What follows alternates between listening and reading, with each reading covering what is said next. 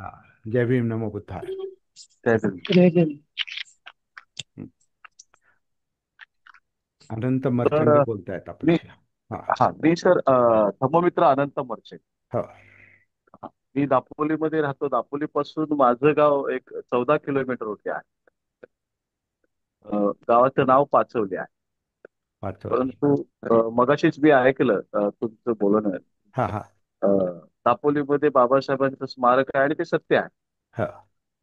आणि जिथे त्रैलोक्यांचं अर्थात आत्ताचं त्रिरत्न बौद्ध सहाय्यक संघ होतं. त्यांचं वस्तीवर. त्या संघाचं तिथे हॉस्टेल आहे. हा. आणि हॉस्टेलच्या लागूनच बाबासाहेबांचं घर पूर्वीचं आहे. हो हो. ते बाबासाहेब त्या ठिकाणी खेळलेले आहे. हो हो. त्याला आता स्मारकाचं स्वरूप आलेलं आहे. ते झाड अजून पण आहे असं म्हणतात तिथे. हो, झाड आहे ते. ज्या झाडावर बाबासाहेब खेळायचे. हा. होय. ते झाड अजून पण आहे. हा. ते झाड आहे. आणि आंब्याचं आहे, आंब्याचं झाड आहे. आंबा आहे तो. आंब्याचं झाड आहे. समोरच आहे, अगदी हा हा. स्मारकाच्या समोर आहे. हा, मी दोन तीन चार वेळा गेलो तिथे मी, त्यामुळे मला होय. थोडंसं माहिती आहे. हा. हा. होय सर. हा. आणि तसं बाबासाहेबांचं गाव जे आहे मंडणगड तालुक्यामध्ये आहे.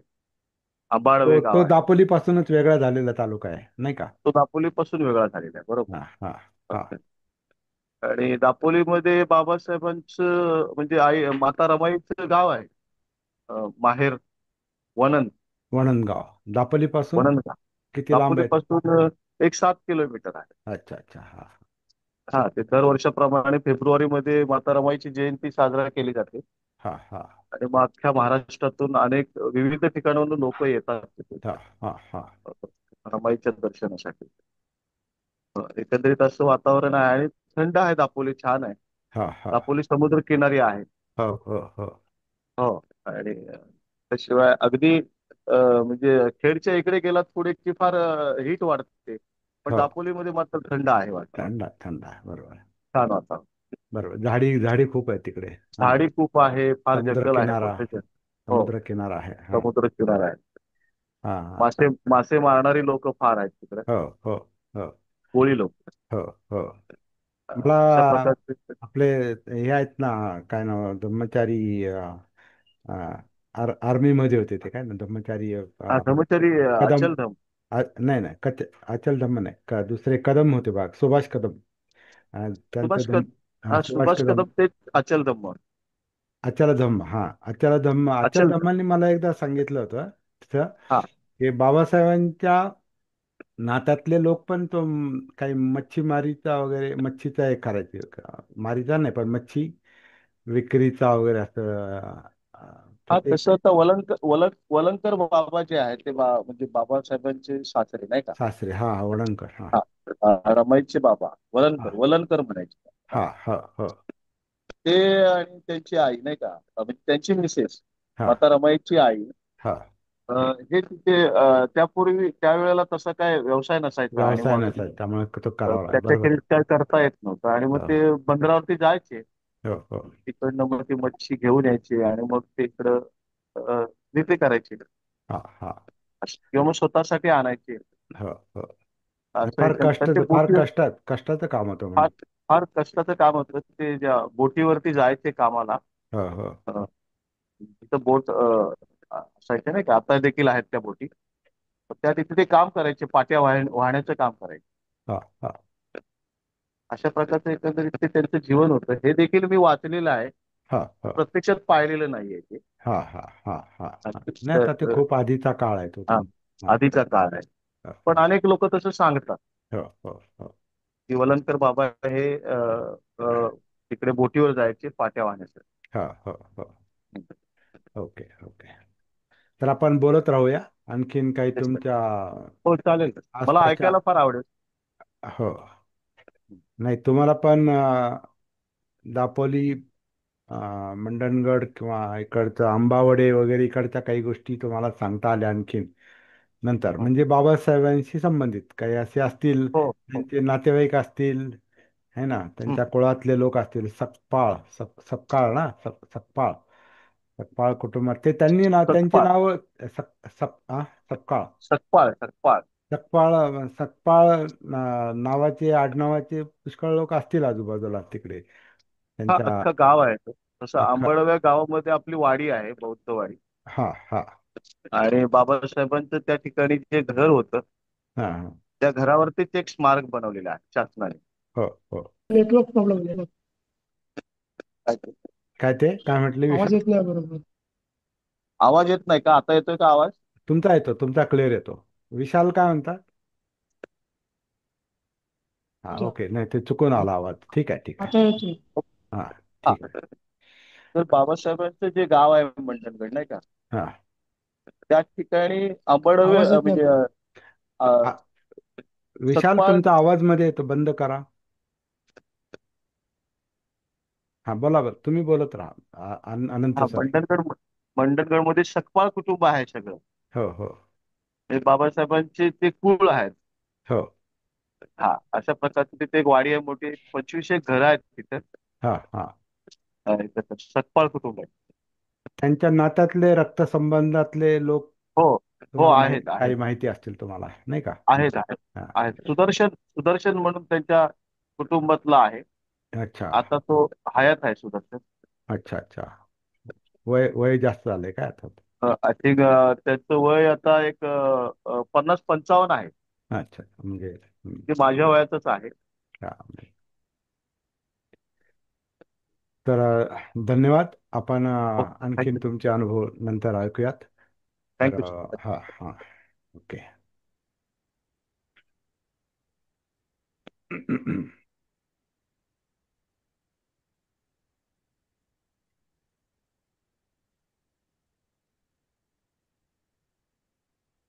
तर आपला जो विषय आहे नेहमीचा रोजचा, तो आपण कंटिन्यू करूया.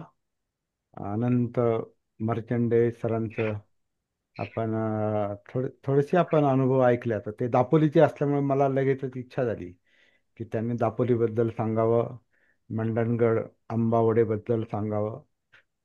सकपाळ, बाबासाहेबांचं जे मूळ आडनाव आहे सकपाळ, त्यांचे काही नातेवाईक आंबावडेमध्ये आहेत वगैरे, अशा मला काही माहिती काढून घ्यायची होती. ते त्यांनी आपल्याला सांगितली. त्यांचा आपण या ठिकाणी आभार व्यक्त करूया. आणि हे फार म्हणजे आनंददायक वाटतं की जे बाबासाहेबांशी संबंधित कोणत्याही गोष्टी असू द्यात, कुठल्याही असू द्यात, त्याच्याबद्दल ऐकायला आपल्याला नेहमी आनंद वाटतो आणि चांगलं वाटतं.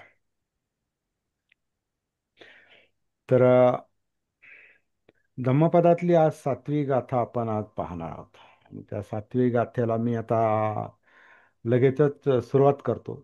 आतापर्यंत आपण काय केलं की थोडीशी पार्श्वभूमी पाहिली आणि आपले आपले अनुभव आणि आणखीन काही ज्या संबंधित गोष्टी आहेत गाथेबद्दलच्या, त्या आपण आधीच थोडीशी चर्चा करायचो. आज थोडंसं आपण थोडासा क्रम बदलूया. आपण थेट डायरेक्ट सुरुवात करूया. आणि धम्मपदातली जी 39वी गाथा आहे आणि चित्तवग्गो. चित्तवग्गो हा तिसरा वग्ग आहे, वर्ग आहे, सेक्शन आहे. त्याच्यामध्ये चित्तासंबंधीच्या सगळ्या गोष्टी आहेत. चित्ताची वैशिष्ट्ये आहेत. चित्त काय आहे, कसं आहे, कसं काम करतं, त्याचं स्वरूप काय, स्वभाव काय, वगैरे वगैरे, त्याचे गुणधर्म काय, हे चित्त चित्त चित्त चित्त हाच विषय आहे सगळीकडे. प्रत्येक गाथेमध्ये तो शब्दही येतो आणि त्याचं स्पष्टीकरण आणि वैशिष्ट्य येतात. आज आपण चित्तवग्गातली 7वी गाथा पाहूयात. अनवसुत चित्तस्य अनन्वाहत चेतसो पुण्य पाप पहीणस्य नथी जागरतो भयं. तुम्हाला पाठवलेला जो अर्थ आहे ग्रुपमध्ये, तो अर्थ वाचून दाखवतो. ज्याचं चित्त मलरहित आहे, ज्याचं चित्त स्थिर आहे, जो पाप आणि जो पाप पुण्य विहीन आहे, म्हणजे पाप पुण्यातून मुक्त आहे, त्या जागरूक पुरुषाला कुठलेच कोणतेच भय नसते. असा सरळ सरळ अर्थ केला त्यांनी आणि तो बऱ्याच अंशी म्हणजे योग्य आहे, बरोबर आहे.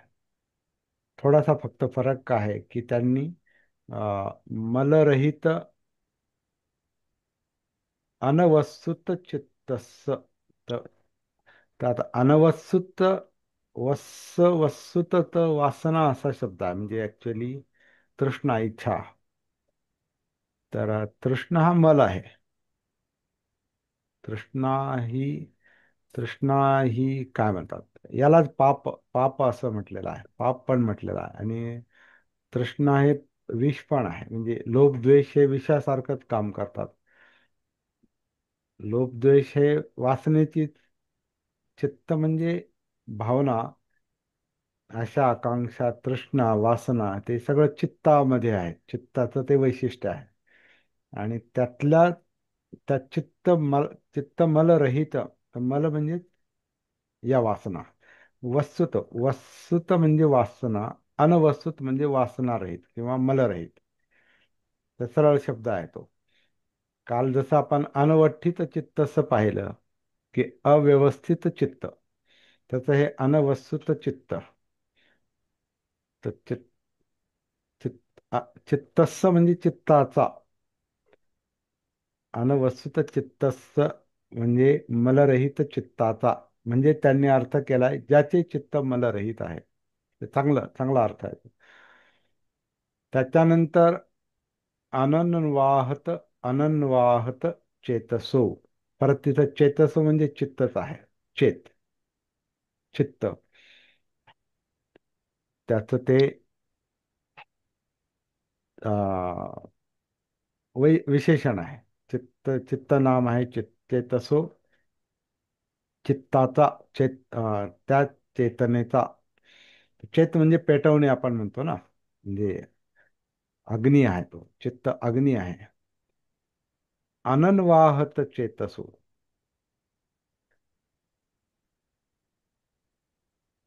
अनन्वाहत, आहत शब्द आहे ते. आहत म्हणजे आहट म्हणजे आघात होणे. जो म्हणजे दुखणं आहे ते आहत होणे म्हणतो ना आपण, म्हणजे यातना होणे. तर त्या अनन्वाहत म्हणजे यातना रहित, आहत रहित चित्ताचा. त्यांनी त्याचा अर्थ केलेला आहे, ज्याचं चित्त स्थिर आहे. म्हणजे स्थिर आहे म्हणजे त्याच्यामध्ये कुठले आघात नाहीत, आहट नाही, आहत नाही, तो त्याला यातना नाही, दुःख नाही. कारण मलरहित आहे तो, यातना तृष्णारहित आहे. तर मग त्याच्यात दुःख नाही, यातना नाहीत, आहत होत नाही तो. म्हणून ज्याचं चित्त मलरहित आहे, ज्याचं चित्त आहत रहित म्हणजे यातना रहित आहे, म्हणजे ते स्थिर आहे. सरळ शब्द आहे. पुढे म्हटले पाप, पुण्य पाप हीनस्स. आता हीनस्स म्हणजे अभाव, नसणे. पुण्य आणि पाप. आता पुण्य पाप हा जो, ही जी संकल्पना आहे, ही बुद्ध धर्मातली संकल्पना वेगळी आहे. इथं पाप पुण्याचा संबंध धर्म धर्माशी कमी आहे. तो सायकोलॉजिकल, मानसिक, मनोदशा दर्शवणारा किंवा मानसिकता दर्शवणारे हे शब्द आहेत, पुण्य आणि पाप. ज्याच्यामध्ये पुण्य म्हणजे काय, ज्याच्यातून यातना निर्माण होणार नाही, म्हणजे त्याच्यामध्ये परत अनवस्तुत आहे ते. अनवस्तुत आहेत म्हणजे त्याच्यामध्ये वासना नाहीत, मल नाही. त्याच्यामध्ये पुण्य आहे. आणि ज्याच्यामध्ये आहत आहे, ज्याच्यामध्ये यातना आहेत, तर त्याच्यामध्ये निश्चित काहीतरी वाईट कर्म आहे. कारण कर्माचेच परिणाम आहे, कर्मविपाक आपण म्हणतो ना, कर्मविपाक. तर त्या वाईट कर्माचे म्हणजे पाप कर्म, त्याचे वाईट परिणाम म्हणजे आहत अवस्था आहे, यातना असलेली अवस्था आहे. आणि सत्कर्म आहे, चांगलं कर्म आहे, त्या वासना रहित आहे, मल रहित आहे, त्याला पुण्य अवस्था म्हटलेलं. पुण्य आता हे शब्द आता इतरत्र वेगळ्या अर्थाने वापरले जातात. आणि ते बरेचसे आध्यात्मिक अर्थाने वापरले जातात. इथं सायकोलॉजिकल आहे, हे मानसिक आहे, की ज्याच्यामध्ये पाप आणि पुण्य नाही, ज्या चित्तामध्ये. कारण पाप आणि पुण्य, किंवा पुण्य आणि पाप हे सुखदुःख निर्माण करणाऱ्या गोष्टी आहेत. आणि सुखदुःख ह्या दोन्ही टोकाला चित्त कंप पावत असतं. आपण पाहिलं ना, म्हणजे फुट्टस्थ लोकधम्मे ही चित्तं यस्सन कंपती, महामंगल सूक्तातली गाथा जी आहे, तर चित्त कशामुळं कंप पावतं, कशामुळे हेलकावे खातं, कशामुळे व्हायब्रेट होतं. तर मुख्यतः ते आठ आठ गोष्टी सांगितल्या, ज्याला आठ लोकस्वभाव म्हटलेला आहे. तर आठ लोकस्वभाव, आठ लोकस्वभाव म्हणजे लोक म्हणजे पीपल अशा अर्थानं नाही, म्हणजे माणसं अशा अर्थानं लोक शब्द नाही. लोक म्हणजे मनोवस्था. लोक या शब्दाचा एक अर्थ मनोवस्था असा होतो. तर आठ लोकस्वभाव म्हणजे मनोवस्था, आठ मनोवस्था. आणि त्या आपण मागे पाहिल्या होत्या की त्याच्यामध्ये यश अपयश, म्हणजे यशानं चित्त हुरळून जातं आणि अपयशानं खचून जातं. म्हणजे इकडं सुख आहे, तिकडं दुःख आहे. यश अपयश, निंदा, स्तुती आणि निंदा. स्तुतीने चित्त हुरळून जातं, निंदेनं दुःखी होतं. अ, लाभ हानी, लाभाने अ, लाभाचा लोभ निर्माण होतो आणि ते विचलित होतं, मलिन होतं. लाभ लाभ झाला की आनंद होतो, बरं वाटतं. हानी झाली की दुःख होतं. आणि या सगळ्याचा परिणाम सुख आणि दुःख आहे. तर हे सुख आणि दुःख जे आहे, सुख दुःख यश अपयश निंदा स्तुती, आणि यश अपयश निंदा स्तुती, अ, काय म्हणतो, स्तुती निंदा आणि सुख दुःख, हे आठ गोष्टी ज्या आहेत परस्पर विरोधी, चार जोड्या आहेत त्या. या चार जोड्याने एका बाजूला सुख असतं, दुसऱ्या बाजूला दुःख असतं. आणि या दोन्हीमध्ये चित्त हेलकावे खात असतं, कंप पावत असतं. आणि काही अशी पण एक संकल्पना आहे, काही चांगल्या गोष्टी जर केल्या तर ते आपण पुण्य केलं, आणि वाईट गोष्टी आपल्याकडून झाल्या तर ते पाप झालं किंवा वाईट कर्म झालं. ते या पाप आणि पुण्याच्या दोन्ही बाजूला चित्त कंपितच होत आहे. कारण मी पुण्य केलं याचा कधी कधी अहंकार पण असतो, मी असतो त्याच्यामध्ये. आणि माझ्याकडून पाप झालं, वाईट झालं, यांनी माणूस खचून जातो. दोन्हीकडे कंप आहे. कारण दोन्ही, एका बाजूला सुख आहे, दुसऱ्या बाजूला दुःख आहे. तर सुख दुःख हे सुख दुःखाचे हेलकावे म्हणजे वेदना, फिलिंग. ह्या फिलिंगमध्ये, या वेदनांमध्ये चित्त कंपित होत असतं. तर ही गाथा अशी सांगते की ह्या कंपनातून ते चित्त मुक्त आहे, पुण्य पापाच्या भावनांमधून ते मुक्त आहे.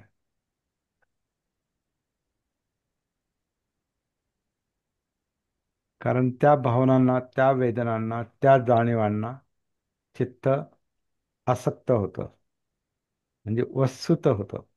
आणि इथं म्हटलंय अनवस्तुत म्हणजे अनासक्त असा. हा एक चांगला त्याचा अर्थ आहे. मलरहित म्हणजे अनासक्त, अनवस्तुत म्हणजे अनासक्त. तर अनासक्त चित्त जे आहे ते पाप पुण्यात अडकून पडत नाही. म्हणजे पापाची आसक्ती नाही आणि पुण्याची आसक्ती नाही, आणि पापाचा खेद नाही. तो एक अभंग आहे, कोणाचा आहे मला माहिती नाही. नाही पुण्याची मोजणी, नाही पापाची बोचणी. बोचणी म्हणजे टोचणे. असं काहीतरी तो अभंग आहे, तुकारामांचाच आहे बहुतेक. जितेंद्र अभिषेकींनी गायलेला आहे तो. नाही पुण्याची मोजणी, नाही पापाची बोचणी, जिणे जलौघाचे. असं, जीवन हे जलप्रवाहासारखं आहे. तिथं पाप आणि पुण्याचं त्याचा हिशोब नाही असं. तुकारामांना ते म्हणायचं आहे. कोणाला माहिती असेल तर त्यांनी सांगावं. पण असंच आहे ते. जितेंद्र अभिषेकींनी गायलेला अभंग आहे. तर ते हे हे हीच भावना आहेत त्याच्यामध्ये.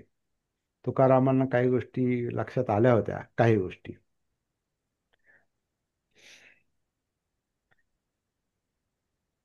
पण हे कसं कसं जमतं, कधी जमतं हे असं? म्हणजे अनासक्त होणं किंवा अनाहत होणं.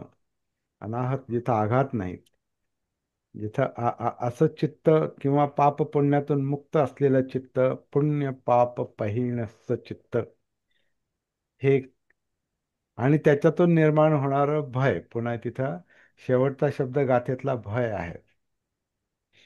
म्हणजे भयमुक्त, नथी भयं, भय नाही कोणाला? जागृत मनुष्याला. आणि हा आपला मुख्य विषय आहे. सती, जागृती, भान, अपमाद. तर जो जागृत असतो, नथी जागरतो भयं, जो जागृत आहे, जो सतीमध्ये आहे, भानावर आहे, जो अनापान सतीतून कायानुसतीमध्ये उतरतो, श्वासाचं भान असतं, नंतर कायेचं भान असतं, जागृती असते.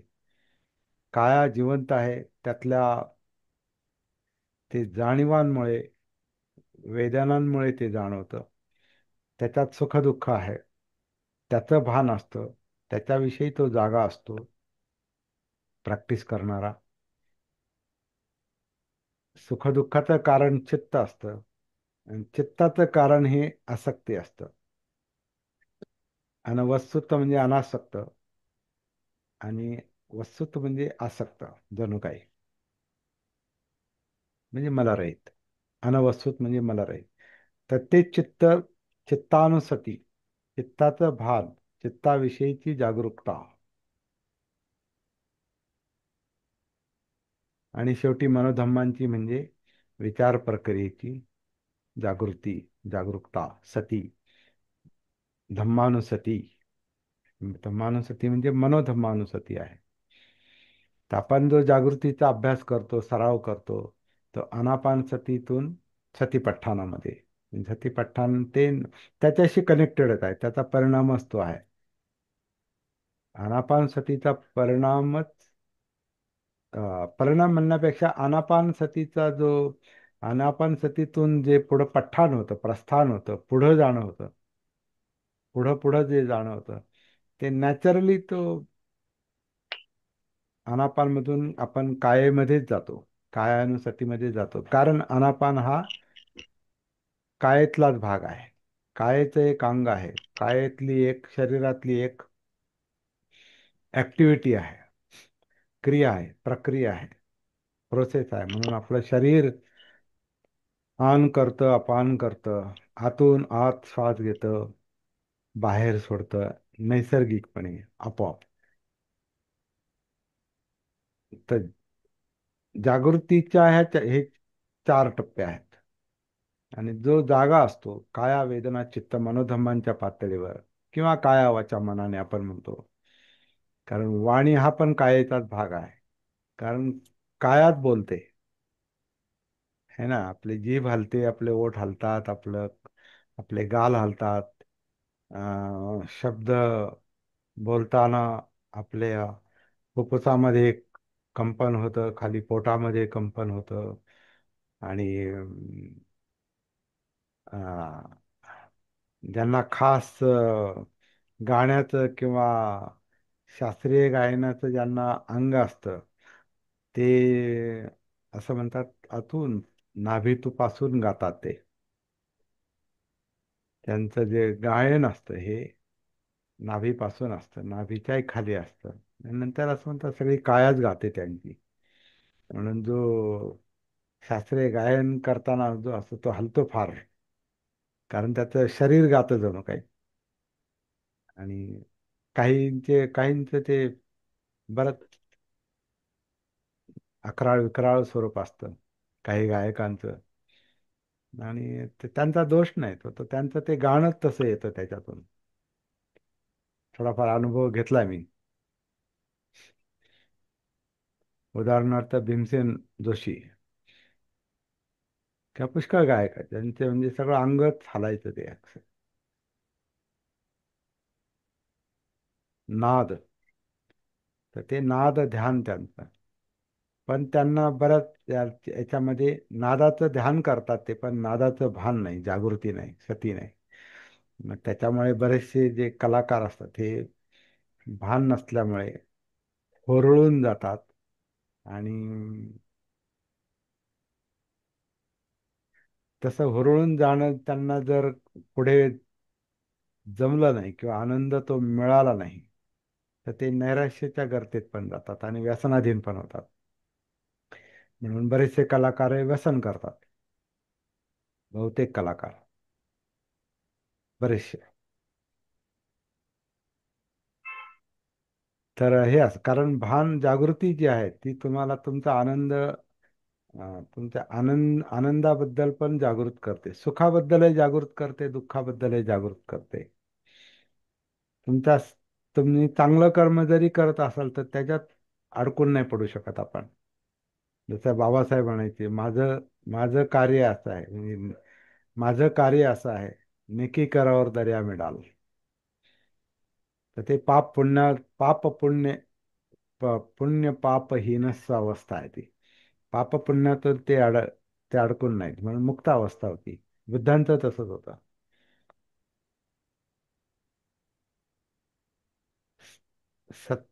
सत्कर्म केलं पाहिजे, पण सत्कर्मात अडकला की तो अहंकार बनतो. म्हणून पुण्य पाप हीनस, पुण्य पापातून मुक्त. आणि हे पुण्य पापाच्या भावनेतून कोण मुक्त होतो, ज्याला म्हणजे याला हे पण म्हणतो आपण. तर पुण्य पाप हे शिलवरच परामर्शमध्ये पण येतं, तसं वर्तन करतो तो. आणि परत म्हणतो ते मी करतोय पुण्य, मी. तर तर ती सत्काळ दृष्टी बनते, मीपणा बनतो. आणि ते दुःखाचं पहिलंच कारण आहे, पहिलंच बंधन आहे. 10 संयोजन आपण जी मागे पाहिली आपण 7-8 दिवसापूर्वी. संयोजनं अनुंग दहांग अग्गेवग असतं ते अप्पमाद वग्गातली जी गाथा पाहिली, तर ते संयोजन म्हणजे हे सत्काळ दृष्टी किंवा विचिकिच्छा. आणि हे शिलव्रत परामर्श वगैरे ते जे आपण पाहिलं, तर ते अं, शीलव्रत परामर्श म्हणजे ते पाप पुण्याचं बंधनच आहे ते. मी फार पुण्य केलेलं आहे आणि मी पापी आहे, दोन्ही पण प्रॉब्लेम आहेत. तर त्याने चित्त मलिन होतं. चित्तामध्ये ती पापाचा म्हणजे वाईट कर्माचा अपराध निर्माण होतो आणि पुण्यकर्माचा अहंकार निर्माण होतो. तर दोन्ही भावना ज्या आहेत ह्या प्रॉब्लेमॅटिक आहेत. म्हणजे मुक्त अवस्था जी असते ती चांगलं केलं ठीक आहे, चांगल्याचा चांगला परिणाम होतो, परंतु मी चांगलं केलं ह्याचा जर अहंकार असेल तर तो त्याच्यामध्ये अडकतो.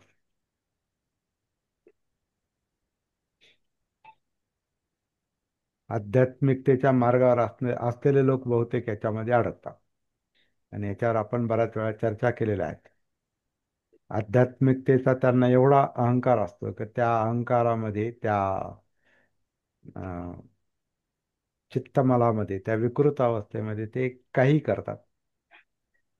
आणि काही तर जेलमध्ये जाऊन बसतात, काही आत्महत्या करतात, काही काही करतात.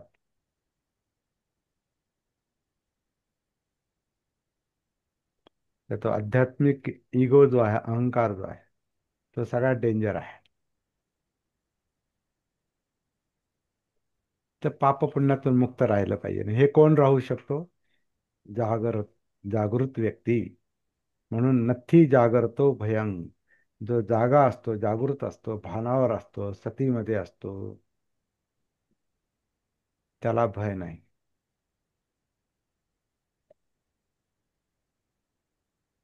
ध्यान कितपत करणारा. गंभीर आहे हा. ते तुम्हाला हॅलो विशाल.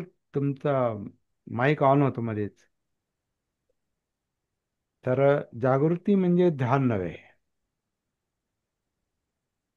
कारण पापाचं ध्यान चालतं, मला हे करेल, मी असं करेल, मी तसं करेल. ते वाईट कर्माचं पण त्याच्यावर पण ध्यान करतो माणूस, म्हणजे चोरे ध्यान करतो आपण म्हणतो ना. किंवा एखादे वाईट कर्म करायचं असेल, काम करायचं असेल, तर त्याचं प्लॅनिंग करतो माइंड, मन, त्याचं ध्यान करतो. ध्यान म्हणजे अटेन्शन. आणि मला पुण्य करायचंय, हे करायचंय, ते करायचंय, ह्याच्यामध्ये पण तो ध्यान करतो आणि ध्यानामध्ये अडकून जातो. असं पण होतं. पण त्याच्यामध्ये जर भान असेल, त्याच्यामध्ये जर जागृती असेल, त्याच्यामध्ये सती असेल, तर ते ध्यान हे अं, म्हणजे योग्य दिशेला नेऊ शकतं. योग्य दिशेमध्ये मन ते अडकतं, बरोबर राहतं, त्याच्यामध्ये ते व्यस्त राहतं. योग्य. पण योग्य अयोग्यतेचं भान असेल, जागृत असेल, तरच योग्य अयोग्य कळतं, म्हणजे सम्यक अवस्था येते. सम्यक जे आपण म्हणतो ना, सम्यक दृष्टी, सम्यक संकल्प, सम्यक समाधीपर्यंत अष्टांग मार्ग. तर तो सम्यक म्हणजे योग्य अयोग्यचं भान आहे, ते सती आहे, जागृती आहे. आणि अशा अवस्थेमध्ये भय नसतं असं म्हटलेलं आहे. तर ही खूप इंटरेस्टिंग अशी गाथा आहे आणि इंटरेस्टिंग अशी मनोवस्था आहे. आणि आपण याच्यासाठी हे करतो, प्रॅक्टिस करतो तशा प्रकारची.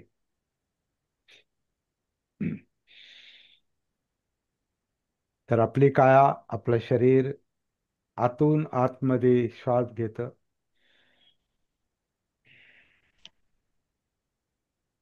पोटापासून, म्हणजे मी तरी प्रॅक्टिस माझी पोटापासून असते. कारण पोटामध्ये, पोटाच्या खाली, नाभीच्या खाली, जितकं आपल्याला खाली खाली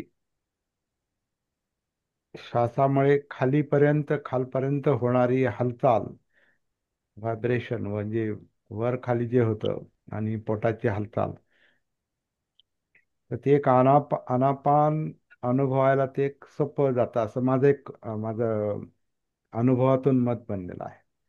समजा ते नसेल जमत, तर मग छातीमधली हवा आपण पाहतो, की हे छातीचा पिंजरा जो आहे, तो आकुंचन प्रसारण पावतो.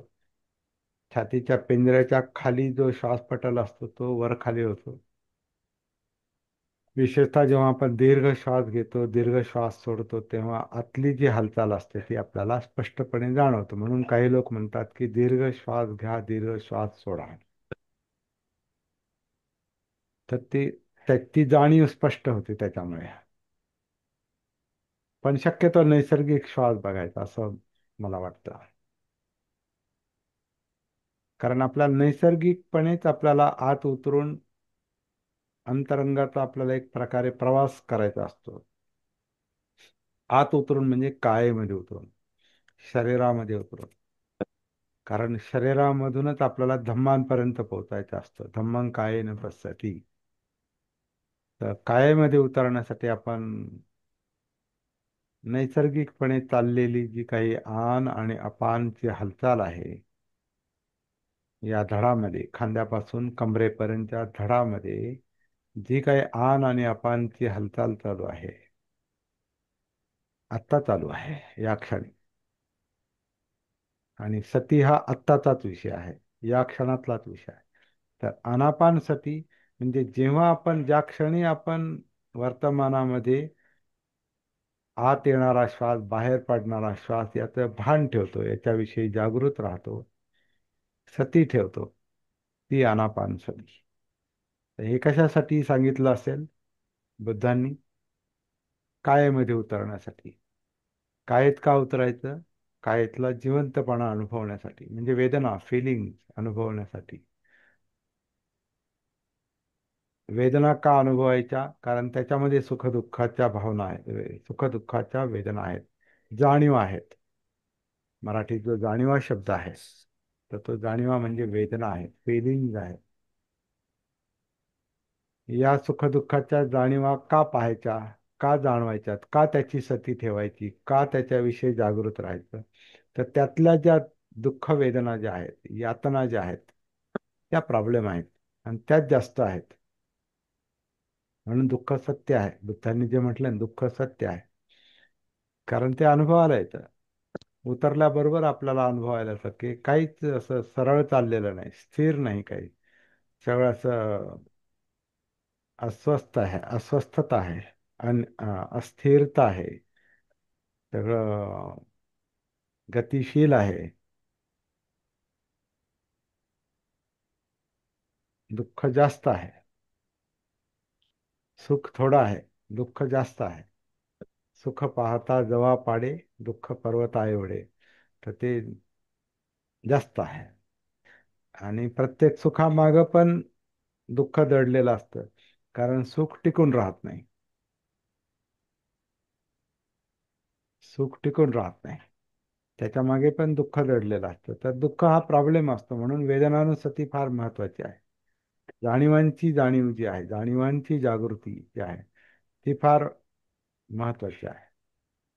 महत्वाचे आहे म्हणजे पुढच्या अभ्यासासाठी. तर हे सुख दुःख का पाहायचे, तर त्याच्यामध्ये दुःख वेदना ही समस्या आहे. दुःख वेदना ही समस्या आहे. दुःखाचं कारण चित्त आहे. आणि चित्त आहे.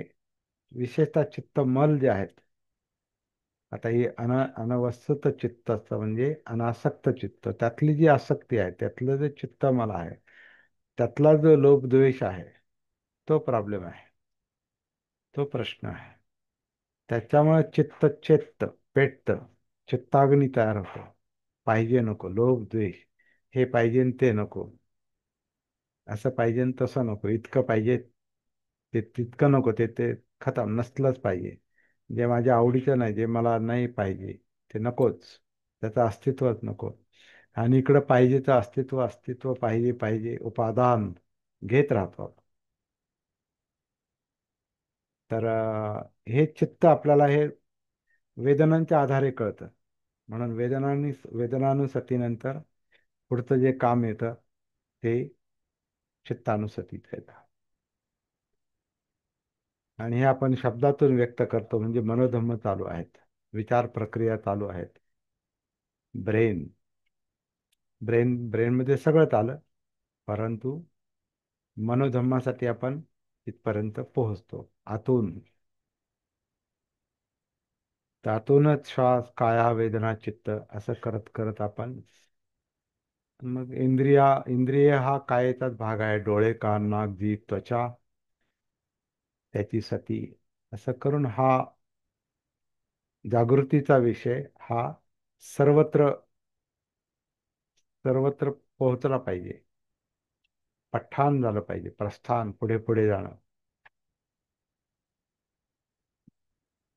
या गाथेचा शेवट जो आहे, नथी जागृतो भयं, जो असा जागृत होतो त्याचं भय हळूहळू कमी होतं.